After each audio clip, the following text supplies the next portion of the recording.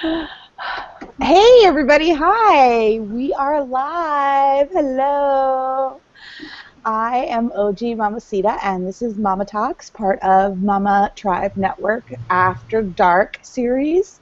And tonight we're all punch drunk because it is like freakishly hot in San Diego. So the fact that we're clothed is just because we don't want to have to click another explicit box on the YouTube stuff. Who says we're clothed? We're maybe slightly clothed, but I'm Erin Esteves, aka OG Mamacita, and I have my partner in crime, which is MJ Fisher of All Things Crunchy. Hello. And tonight we have with us Alison Elsberry. Hello. Hi. How are you? Well, other than being really hot, I'm excited to be here and be able to share even more great wisdom. Well, I'm really glad that you're able to make it. And like I said, we're sweltering in San Diego. And so if we seem a little bright and shiny, Dewy, that's it. We're dewy. We're dewy. We're not schwitzing. We're dewy. So also I want to give Alison an extra thank you because she is in an office that is not her own, and she is it's even more confined and kind of stuffy in there. So I'm telling you, sister, at some point you just got to take that thing off and be in your tank top. I'm sure there might be a time when that happens. I do not want you to faint, okay? Do not want you to faint. So tonight we're going to be talking about these 5 points in particular that Alison discusses a lot. And for those of you that may not know, Alison is a mentor for mothers who have spiritually gifted children, and she helps them kind of navigate the very unsettling and kind of frankly scary world that opens us normal folk up to. So we're just going to go ahead and jump right in because I know that you have a lot of information. I know that you put a questionnaire out for people in your community, in this community, to answer and get some feedback. So let's just dive right in, Mama. Sounds great. Okay.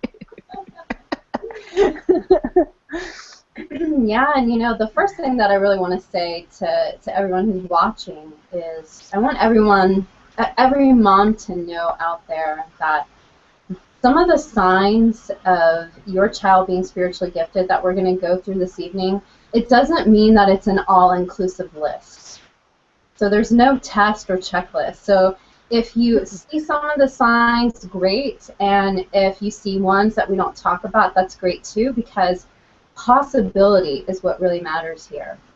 So I'm just bringing to mind and to your awareness just a few possibilities that I typically see a lot. So that's something that I really want to preface the whole hour around, is that there's no judgment, there's no comparison, nothing like that. My intention is just to bring more lightness and fun and awareness to the relationship with your kids, because they are spiritually gifted. And when you can start seeing them from that lens, it'll really change your perspective about how you see yourself and them. And so, oh, did you say something, Erin? Well, I was going to ask if you could go ahead and explain what a spiritually gifted child is. Absolutely. So I personally believe that everyone on the planet is spiritually gifted. It's just a matter if we're awake to that or not. And I also know that there are children being born into our world right now that have specific skills and abilities that help our world evolve into a more peaceful and loving place to live. And so these are kids that are very awake, very conscious, they have clear knowing. And they have certain skills and abilities that you can start noticing from a really young age. And so as we go through some of these signs, you as a mom might even notice, oh my gosh, I did that as a kid, or yeah, I still do that. Because typically you'll find maybe some of the skills and abilities that your children have, they're just simply mirroring them back to you as well. Wow. Sorry. Yeah, yeah. No, Absolutely. I think that's powerful because I think that particularly in our society and culture today, we Mm-hmm. are so ingrained and kind of um, channeled or funneled into this idea that that stuff isn't real or that stuff doesn't happen. So I'm really curious about these signs, and I'm curious if, as you say, MJ and I, as for an example, would be able to recognize some of these traits in Mm-hmm. ourselves Yeah. as children, and that maybe we have kind of either squelched them or moved on. Right. Exactly. Exactly. And one of my intentions, to bring this into awareness is to let you know that this is actually normal. It's not paranormal, it's not strange, it's not out of the box or unique. It's actually what is typical of our development. It's actually the potential of who we are. And it's how we maintain our connection to spirit. And kids are so good at that. And so before I dive into what some of those signs are, something that I was thinking about the other day was I was watching this mom and her child together, and we were having this conversation, and she said to me, oh yeah, she sees spirits and she's able to talk to her friends and things, but that's what kids do. When she gets older, she'll probably grow out of it. And I just kind of sat there for a moment, and I realized, wow, our society really does believe that. Mm. Some people think, oh, that's just what kids do. Well, of course it is, and it's actually meant to keep evolving and growing as they get older. As And opposed to our idea that it just goes away. goes Right, away. right, right. Yeah. That makes So yeah, sense, like, though, you know. what's that?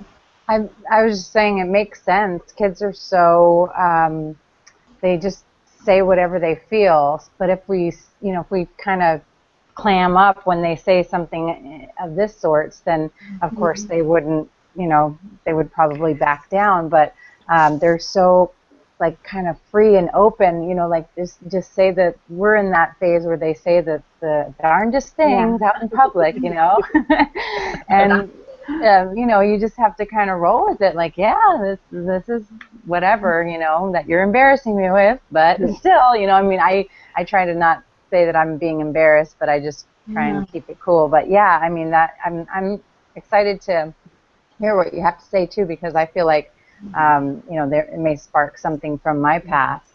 Mm-hmm. Yeah. I can't wait to hear what it does spark. As long as it's not a wildfire, we're good. Well, I Yeah, don't not know. that It heat. is pretty hot enough, I know. so it probably wouldn't take much. So you ready to start jumping? Yes. Okay, so one of the top signs, the first ones that I see a lot, is that kids have a clear connection to spirit. So that means that they're able to communicate with spirit very easily. And that can look like a number of different ways.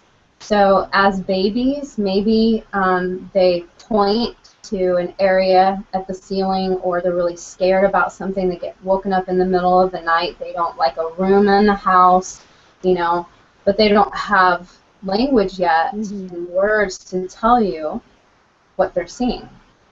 But as they get older, maybe they start talking about having friends, and they give them names. And it's so easy for us as a society to call them invisible friends Mm-hmm. or imaginary friends, and Mm-hmm. they're actually real. And a lot of kids that have a clear connection to spirit, they can also have a really like a magnetic draw to a certain religion, a faith, a spiritual master.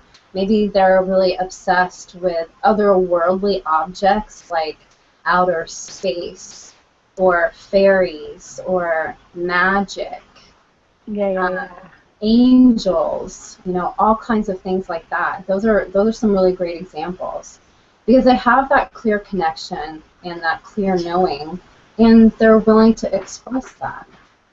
So I have a question about the imaginary friends, and this is, this is just kind of, so what about inanimate objects or non-human that children say? Like, for example, my sister-in-law, when she was a child, her imaginary friend was a yellow Volkswagen bug, or, for example, my son, who says that he has a friend named Baby Monkey, and I'm like, well, what does Baby Monkey look like? And he's like, well, Mom, he's a baby monkey. So I'm curious about kids who have inanimate objects or non-human friends. Yeah, it's a great question, and it's one that a lot of moms will talk about because not every invisible friend has to be a dead relative or, a spirit guide or an angel. A lot of kids carry rocks or stones around sometimes, and there's energy in those. So if you think about everything here on Earth having energy, whether it's a rock, a blade of grass, or a car, if we think that it is something, then it is. So for a lot of kids, it's really important for them to feel like they can have a connection with something spiritual. So even if it looks like an inanimate object to you, that's not how they see it, because they're assigning it a certain energy and a vibration that they communicate with. And a lot of kids will do that when they're missing something from like the heavenly realms or any other dimensions, and they want to be able to have that energy here with them. They'll actually subconsciously bring that energy through and transfer it to an inanimate object. So it feels like it's anchored somewhere in their life. Oh, that never even occurred to me before. Fascinating. Yeah. Yeah, it is. So because a lot of kids, if they're communicating with spirit in that way and they see spirits or hear them or feel them or smell them, any of the senses that way, for a lot of kids, they don't feel that separation, but yet they also know that they're not here in a way. Like when I would see my friends, one of the friends that I saw all the time was Mother Mary, but I called her Mary. I didn't call her Mother Mary. And I did see her plain as day, and I thought she was another member of the family. Crazy. I'm no offense when I say crazy. It's just like it blows my mind. Yeah. So it's really real for a lot of kids. A lot of kids know that part of our spiritual reality is literally not separated from us. It is that close. And there are some children who feel a sense of separation by not being able to see that connection as well. So, Alison, I have a question. Yeah. Were you did you go to church when you were younger, or how did Mother Mary? I mean, how did you know it was Mother Mary? Yeah, I get asked that a lot. I don't come from any religious background whatsoever. No Catholicism, nothing. So let me clarify. Do you say that Mother Mary is what Catholicism or Christianity is deemed as Mother Mary? Is that the same woman that you grew up with in spirit? Or so Jesus' mom. Jesus' mom. Yeah. Gotcha. But I didn't. Yeah, but I didn't experience her through anyone else's experience. Right. Of her. Crazy. I knew her as a spiritual presence that was warm and loving and compassionate. Okay. And I knew her name was Mary, but I never called her Mother Mary because she felt familiar to me. She felt like family. Wow. Right. Like soulmate family, like my soul legacy in that way. Gotcha. Wow. Yeah. So I experienced her as a spiritual energy, and she would tell me all kinds of things that I wouldn't understand until within the last 4 years. Wow. Wow. Mhm. Wow. Like what? What did she tell you? I know.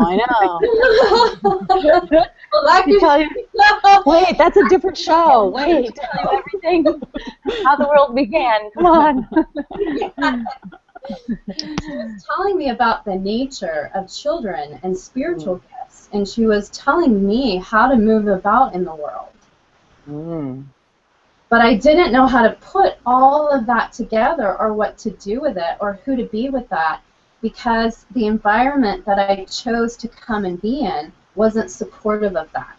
Mm-hmm. So I had this whole inner world of wisdom and deep spiritual knowledge that I had no idea how to share with anyone else because I didn't think it was okay. I actually felt ashamed of that. Mm-hmm.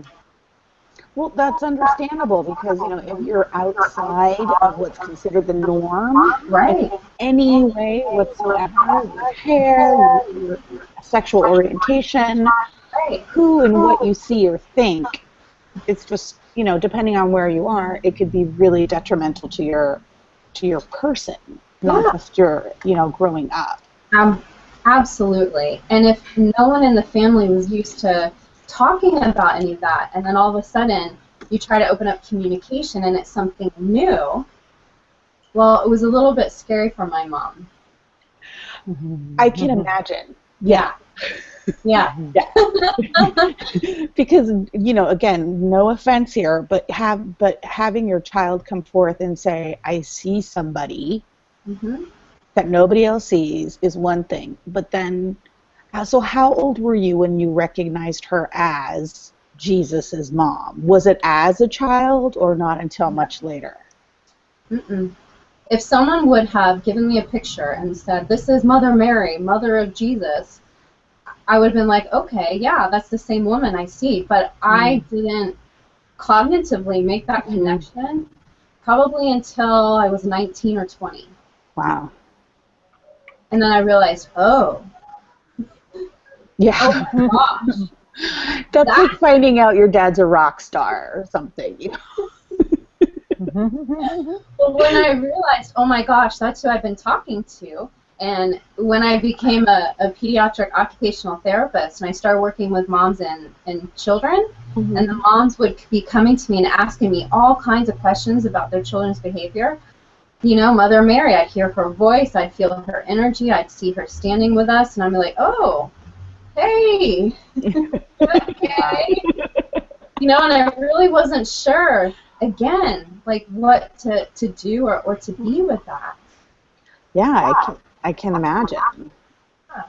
That's crazy, the job that you had, kind of where it kind of all would tie in with helping children and families, and then, having this gift. Yeah, it really does. And so, like when I look back on my life now, I think, oh my gosh, I've been on purpose the entire time. Mm-hmm. That's awesome. So, if we see that those are some of the signs of our child being connected to your spirit. Connection to spirit. Mm-hmm. And you're saying that spirit is can you talk to us about what spirit is exactly? Yeah, that's it. Yeah, I was going to go there because I was going to say, don't think that your child has to see Mary, Right. or Jesus, or any of the other ascended masters. Spirit is everywhere. It's in us. It is that essence of what created the universe. It's love. It's what we breathe in. It's the magic, the pulse of what makes the universe. Mm-hmm. And we're all made up of spirit. It's what our heart is. It's spirit.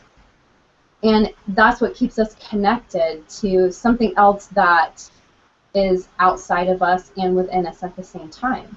And so spirit can be angels, spirit can be plants, spirit can be birds, the water, nature, anything around us.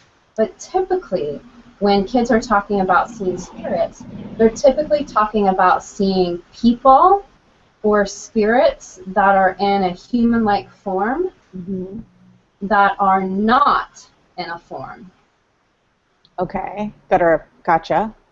Mm-hmm. They're not in a physical form. Right. They're not in a physical body. Hmm. Yeah.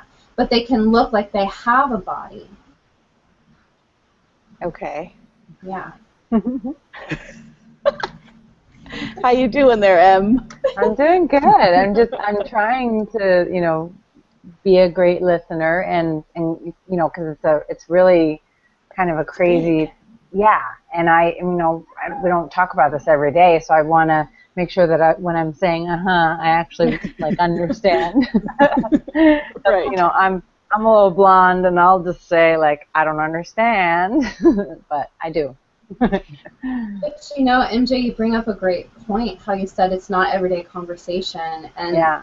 one of my intentions is for it to be everyday conversation, because Yeah. we're not separate from this. Yeah, I mean, can see the benefit in, just like normalizing breastfeeding, like not hindering this type of gift. Exactly. Spirit wants to be celebrated, and the spirit of your child wants to be celebrated. Yep. Yeah, because that's who they are. That's who we all are. That's what flows through us, and spirit wants to be celebrated and admired and valued in that capacity. Whatever I think too, just as people, whatever we really kind of connect to, and no matter how much we get pushed away from it, like look at you, you weren't supported in it, but it just stayed with you, so it's gonna kind of keep surfacing, I would think, in a spiritually gifted child. It does. And one of the questions I get asked a lot is, are my child's gifts going to go away? Or are they going to actually like leave their body or their mind? What's going to happen to them?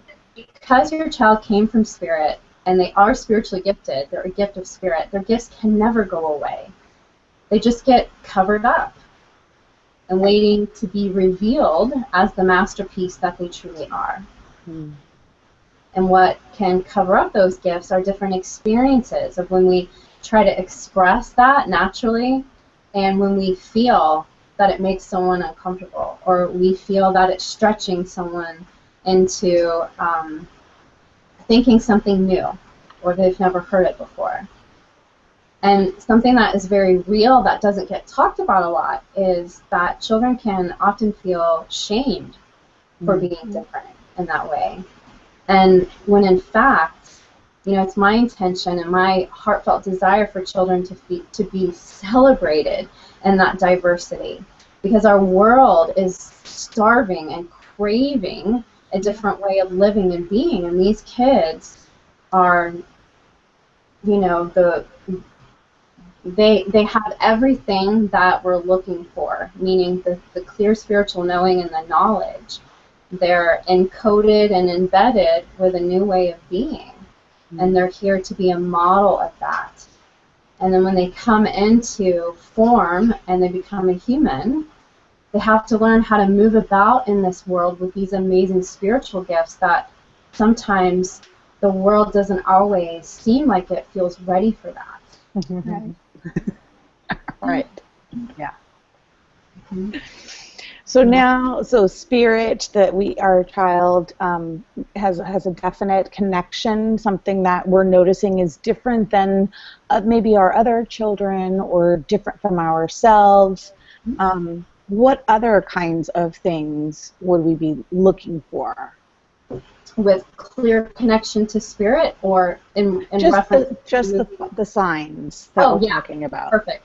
So the second top sign that I see a lot is kids have deep intuitive knowing. So they're intuitive and they're perceptive. So these are kids that can, you can be driving and they can say, don't turn down that road, don't go on the highway today. And you're like, oh, okay, and you follow their advice, and then you realize that there was a 20-car pileup on the freeway, or there was a detour or something like that. These are the kids that can also have dreams about things. I know a lot of kids that were having dreams about the earthquakes in Nepal before they ever even happened. Yeah. just because they have that psychic and clear capability to perceive Connect. and intuit energy that's outside of their body. Wow. Yeah. And so again, this would be one of those instances where we shouldn't just disregard something, but then again, like backseat drivers, I'm sorry, my kid is 3.5 and he's a backseat driver. He's always go left, go right, go that way. Oh, mama, no. So I guess it's just one of those things where we have to try and figure out a way to sift or discern what is, I guess, legit, or I mean, how? Right, because I could totally hear myself like, okay, yeah, I'm not going on the freeway, and just like go on the freeway, like. Yeah. But I would, like thinking, thank you for that, because now, if that were to happen, then maybe I'd think twice about not listening to my little backseat driver. Yeah. It's a great question. And, you kind of just have to feel it out in the moment. But if they're really adamant, no, don't go that way. It's a good idea to probably listen to that. But like your example, Aaron, him saying, no, go right, no, go left, go this. He might just be playing with the energy. Gotcha. Right? He's playing with me. He's playing with. Yeah. But he's also seeing things for sure. He's just playing with it and testing you out as well. Yeah, him and the energy are like, let's screw with mom. Exactly. They know how to read your energy very well. Yes. There's braille on every single one of my buttons, so even in the dark, he can find them. That's a good one. Thank you. That's a really good one. So true. It is. But that's what makes us connected. And that's a great example of being intuitive and perceptive, because he knows. Yeah. He just has a clear knowing in that way, for sure. Yeah. Another way that the intuitive and perceptiveness can show up is that, some kids, you can walk in the door and they can say, oh, did you have a bad day? Or, oh, are you thinking this? Or they can kind of read your thoughts and know what your emotions are ahead of time before you may even know how you're feeling. Yeah, great. They have the ability to almost sometimes be hyper-vigilant and anticipate things. Yeah, I totally did that with my mom when I was younger. Totally. I can actually remember that because we were very connected because she was a single mom and my dad was on the other side of the country, so we were year-round besides, certain vacations with each other, and I could just tell. Yeah. Yeah, it's a great example. Absolutely. Great.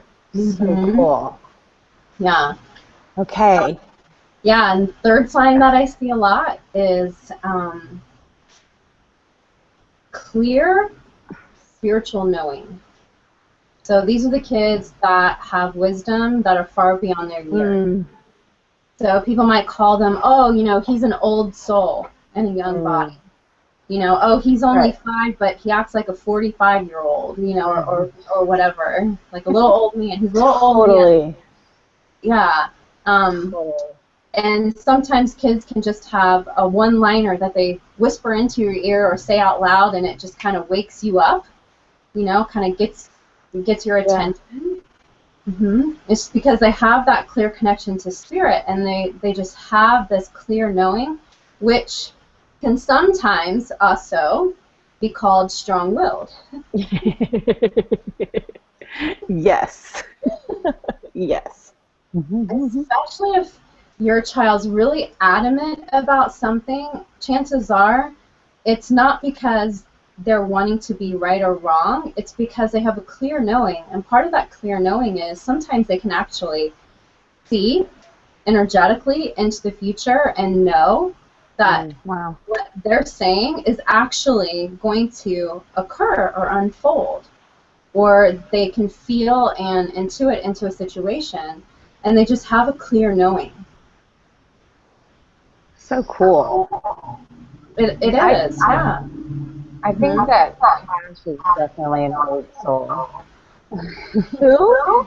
Your boy, Aaron Cash. Oh, yeah. Like just the way that he like takes care of like anybody that's around. Like you want your water, and he's like running over to grab it for you. You know, like he just like is.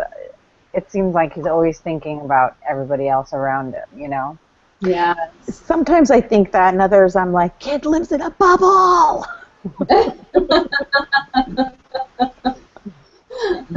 Yeah. But you know, my family have always called me the witch, la bruja, because you know I get things where like I'll call somebody and they'll be like, I was just thinking about you, or you know, I tease MJ about that all the time too. But it's like, oh yeah, I was just thinking about this. Or an example, my grandmother lived in Cuernavaca, which is central Mexico, and we were here. And one day I was just like, you know, I'm gonna call her. And I called her. It was totally out of the blue. And she chatted for like 5 minutes. And she's like, oh, your uncle's home. I'm going to hang up. Like, okay, that was odd. Turns out she had fallen down and had broken her wrist. And she was like, I was sending out all of these vibes for my family to come and call. And, of course, the only person who picks up on my vibes is half a continent away from me. Right. But, yeah, so I can see some of that in Cash, too. Yeah, absolutely. Absolutely. And it's a great example right there. You know, you have clear knowing, you're intuitive and perceptive, you pick up on energy, you know, you just act on those intuitive insights and impulses. Because clearly that guided you in a really great direction. Clearly. Yeah.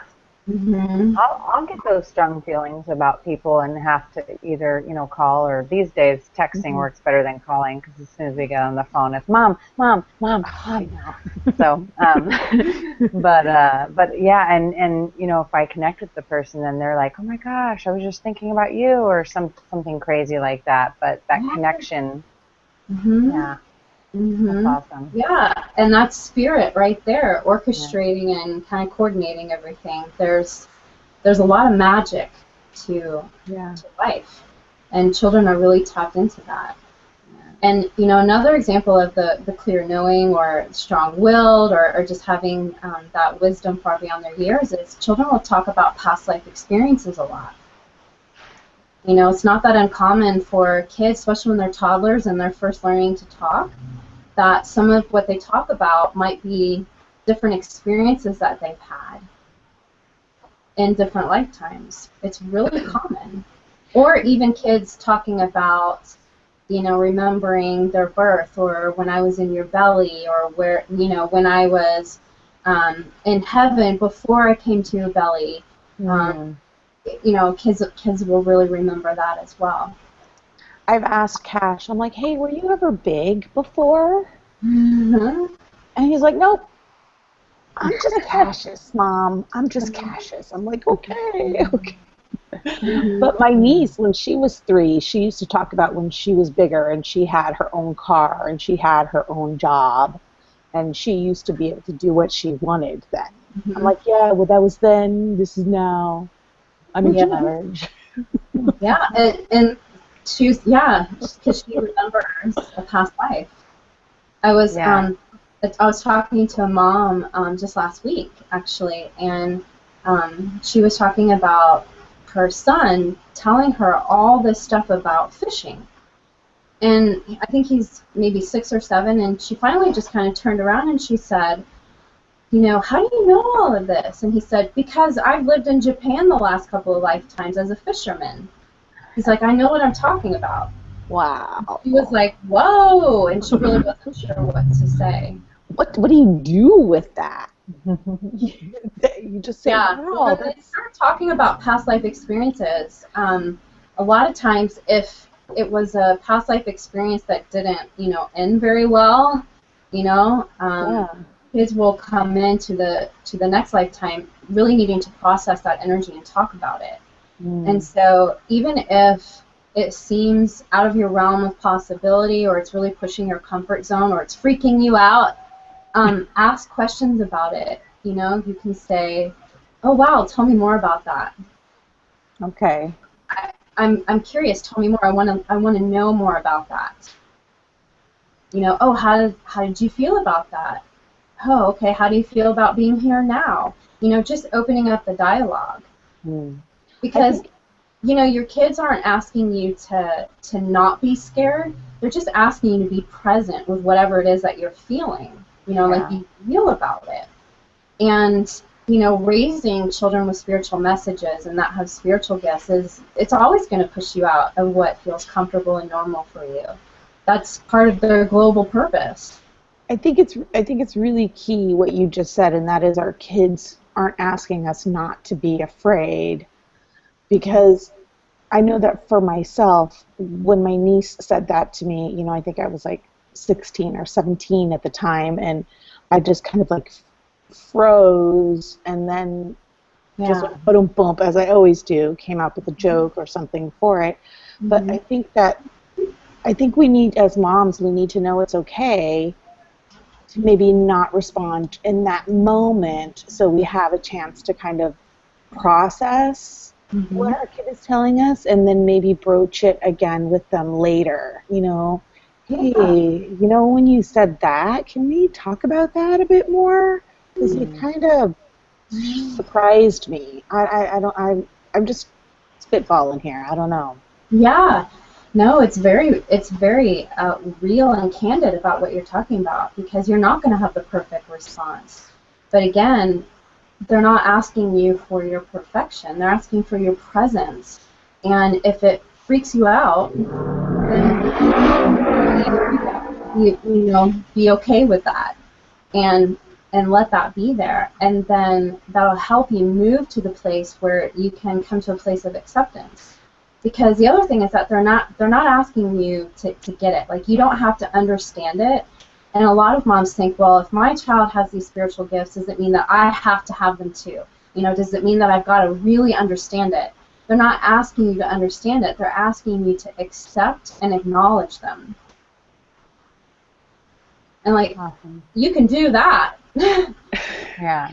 But what if, and just for the sake of argument, what if these ideas are not just outside your realm of comfort, but outside of your realm of beliefs, outside of your spiritual, religious, or even just personal concept of reality and what is accepted to imagine or not? So how would a mom, I mean, I don't even know if that mom would even be watching this show, but how how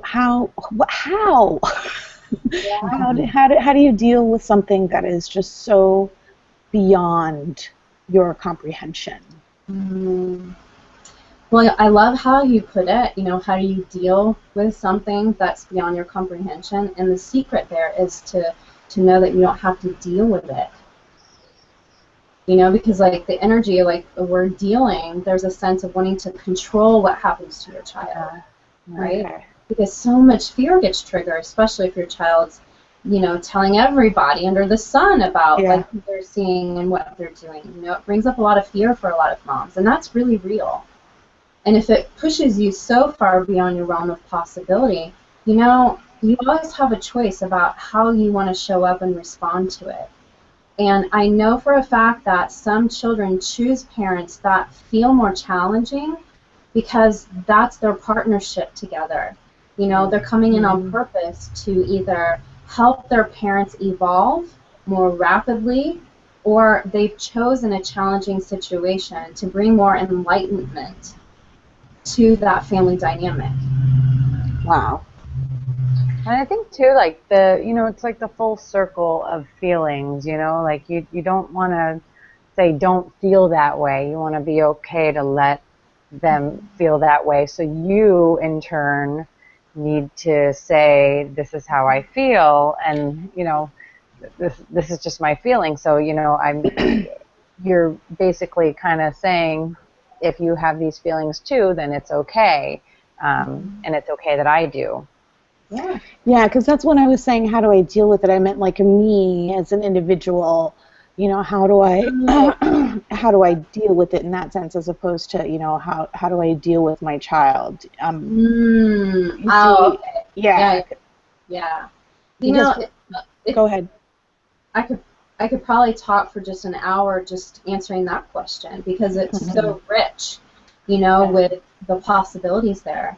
But MJ, you're really onto something there because, part of being present with your children is being present to how you're feeling. And it's okay where it is making you feel uncomfortable because that's your opportunity for growth. Yeah. And expansion.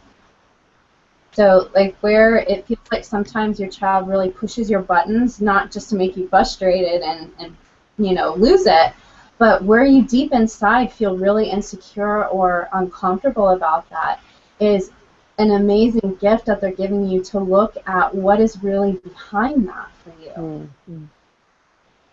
And whatever's there is okay. Because see, the deeper you go, the bigger the space you hold for your child.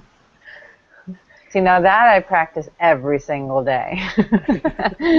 Because yes, you think that your child's pushing your buttons, and maybe thank you for that, because I'll have to think of it a different way, instead of, maybe he's helping me get more in touch with myself and what's really going on, because most of the time it is outside stuff, and as moms, we just want our kids to do what we want them to do, and we want them to do it. But if they've got something else in their mind that they're trying to actually help us with, then it may show up as something different.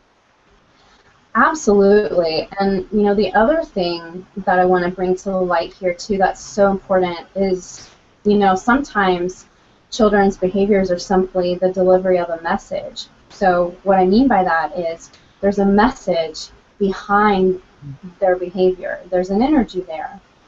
And sometimes kids that are really strong-willed or have clear knowing, or some of the other signs we've been talking about, they don't want your thoughts and beliefs imposed upon their beliefs.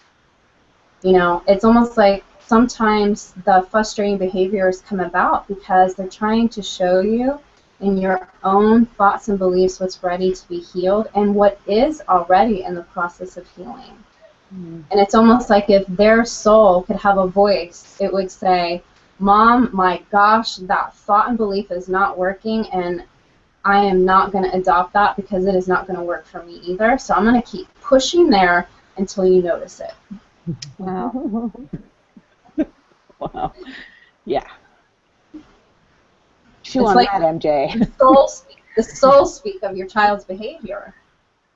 This is actually helpful because, when you're in the midst of what's going on, it's hard, and so if you can think of it like, okay, what is he trying to tell me? Or, when I do really stop, then sometimes, and I think like, okay, what does he want? Okay, yeah, he if that's going to make him happy and it's not really, something that's going to make things worse or whatever we're doing, like that. I love it when I have those moments because I'm like, okay, he's happy and then I'm okay. We made a compromise. So. This is just another tool. I ask myself constantly, ¿qué me cuesta? What does this cost me? What does it cost me to let him dig in that drawer? What does it cost me? That I ask myself that frequently. Yes. Of course. Of course. Yep. Absolutely. Yeah. This is good stuff. Yeah. So now we're on sign number 4, I believe. Sign number 4. Ready? Yep. Yes. Hey, we haven't melted yet, so okay. I know, maybe I should leave you in suspense a little bit longer. Oh, no. She just goes, Sensitivity. So there's a sensitivity to the environment. whether that is to other people's energy. So some kids can be really amazing at picking up on other people's energy, and they can read energy very well. These are some kids that can walk into a really crowded room or space and feel immediately overwhelmed because they become ungrounded and they're feeling everything else that's going on in everyone else, and they don't know what to do with it. I'm wondering. Yeah. I'm just wondering about so many children who have these like sensory issues. Yeah. You know, I'm wondering if that. Absolutely. Yeah. Yep. Yeah, because I would see that a lot in my pediatric occupational therapy practice. So a lot of kids that were having difficulty processing information through their senses and through their body movement definitely are spiritually gifted. Definitely. Because they're so in tune with everything else, because everything is energy. Everything is energy. And they feel that to the point where sometimes that feels really overwhelming and unsafe to be in a body.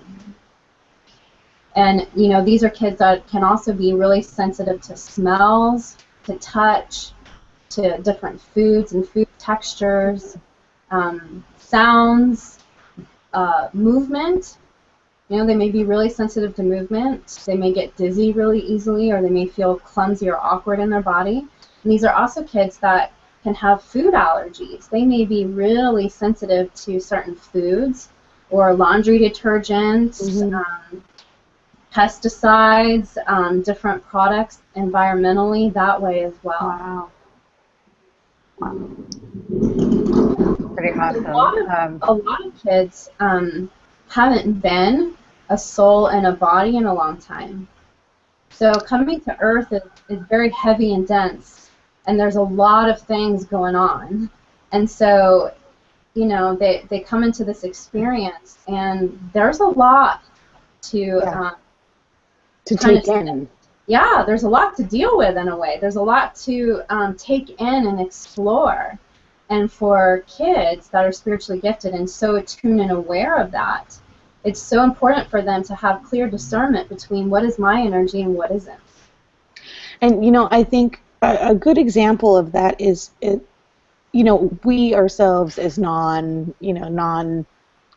spiritually gifted people, whatever, we can be in a room with 5 other people, and if one person is in a pissy mood, that person can ruin it for the rest of us, you know, and we can pick up on maybe the not so subtle indicators that this person is in a pissy mood. But I can only imagine if you were able to pick up on every single person's emotions, regardless of the, you know, the force of that emotion. That just must be like, I mean, I can't handle if 2 TVs are on at the same time. I can't imagine. Yeah, and that's in the physical world. Right. And then kids are feeling all of this other stuff, you know, that's going on. You know, these are the kids that they go to school and they come home, and sometimes they can be really wiped out. Yeah. You know, because they've been collecting energy from other kids and teachers all day, and they don't know how to discharge that out of their body. No, I felt that sensitivity to just people that, like, I walk down the street and I feel like I get a glimpse into their life, and sometimes it's like too much to handle because I feel like sadness when I'm like walking by them, and so it depends on the mood that I'm in, definitely, but like sometimes I won't even make eye contact with people if I'm like too emotional because I feel their energy, or I feel their, you know, like I just think everyone has a story, and like, oh my gosh, this person's story, like, you know, and so I've definitely, and I feel like my son is that way. He's always been, since he was little, very sensitive to very negative people. Definitely, he's picked up on them quickly. Like, as a baby, would just cry in their arms if they were at all very, like, you know, just negative. So yeah, kids are a great barometer. Well, kids and drunks. They're a great barometer for, you know, if they're telling you, oh my gosh, I don't want to go in there, there's something scary in there. Yeah. Right. Very true. Mhm. Sign Kids number and 4, drunks. sensitive. Yeah, kids and drunks. Yeah, Kids no, and I drunks. totally, I get it. Drunk, when you get that liquid courage and you're gonna say what you feel, right? You're gonna pick up on things, and then kids, that's exactly what they do. They say exactly what they feel. Right, right, right. Mhm. Number 5. I'm ready for number 5. You sure? Yeah. So a lot of kids can come in and they have deep healing abilities. So they have healing hands. They can place their Mhm. hands on an animal or a person. Mm, They may be able to even locate pain or disease in a body, Wow. and they just have this natural healing ability. I crawled in people's laps that I didn't even know as a toddler and would just hold them Wow. and hug them. Mhm. And, a lot of kids can walk up to a random stranger and give them a hug or, place their hands maybe wherever that person's hurting, or, maybe your kid has a real affinity to animals. And Mhm. it's a kids and animals is a really safe space for them to practice some of their deep healing and intuitive gifts. Hmm. That's that one's cool. I like that one. Yeah. My niece did that to me after I really wanted a baby, and I had like my second miscarriage, and she just loved on me for like years and years and years, and exactly what you Yeah. said, Allison. She would just climb up into my lap and just hug me, and she always wanted to be sitting with me, and I was just she was a little over 1, and she, was just like by my side until she was like 3 or 4. So, that's awesome. Well, I find it funny because my son, he sticks to my sister like glue. If she's anywhere in the room, he is right there with her, and he'll follow her around like a puppy dog. And my Hmm. sister's had quite a few challenges. So, the fact, like you were saying, MJ, that he's always the caretaker at the mm, party, and now putting that together with him shadowing my sister, it makes sense. Yeah. he's a 40-year-old man. Yeah. Yeah. And like some of the behavior signs that we've been talking about tonight, these are just some of the most common. It's not an all-inclusive list. There are so many possibilities. I'd Yeah. be really curious to see what kind of feedback you got from your survey, and maybe to see if we can put that out on the Mama Tribe Network page, and then maybe we could revisit these questions in another session and see how it goes that way, because I have a feeling that there are a ton of people who, Hmm. because this is still considered a taboo topic, they don't really have an outlet to go to for these questions. And in today's day and age, we're seeing universities that are now delving into the study of this because they're trying to quantify it like never before. So I think that people are starting to look at it a little differently.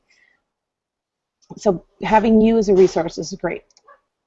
Well, it sounds like too that it's in everybody. I mean, we've kind of, even we haven't said every single sign, but we've kind of commented that there's some things that we've done, some things our kids done. So it'd be almost cool to like have a mom, with a child, that she has recognized this from the beginning and hasn't like hindered. Like if there's somebody out there that has actually, helped their child along and what's happened. Well, I reached out to somebody on Twitter today who wrote a blog about discovering her path of discovery with her son, realizing that her son was spiritually gifted. So hopefully she'll reach out and maybe we can have her on. Nice. Yeah, Awesome. and it looks like we lost Allison. Looks like we did. So yeah, well, like I said, hopefully we'll go back and have the opportunity to broach this topic again. And thanks for joining, MJ, on this hot summer night. Yeah, no problem. I scooted in on the hair of my chinny chin chin. Well, Where I'm you went on. glad you made it, definitely. And our guest was Alison Elsberry at www.alisonelsberry.com.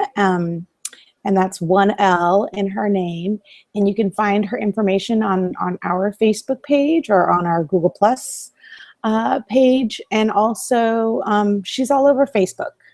So she's got some great resources and she has quite a following. So I'm glad to have had the opportunity to chat with her. Yeah, that was really awesome. That was very informational. Oh, there she is. Oh, there we go. Yay. See, we were already saying goodbye to you. I'm back. Okay. Yes, yes, yes. We were just talking about you. Are we still on air? We are on air and we're just saying goodbye. I was telling everyone where they could find your information. Yeah, so I was saying that it's AlisonElsberry.com, one L. One L. One L. My first name and in my last name. There you go. And that you're also on Facebook. Mm-hmm. And hopefully we'll be able to continue this discussion. I would love that, and I would like to say that my computer kind of overheated because it's so hot in here, and this I'm grateful for this office space that I'm traveling, and so we kind of threw something together at the last minute to move the space, but it's really hot in this office, and my computer. I think Spirit is saying get the F off the computer.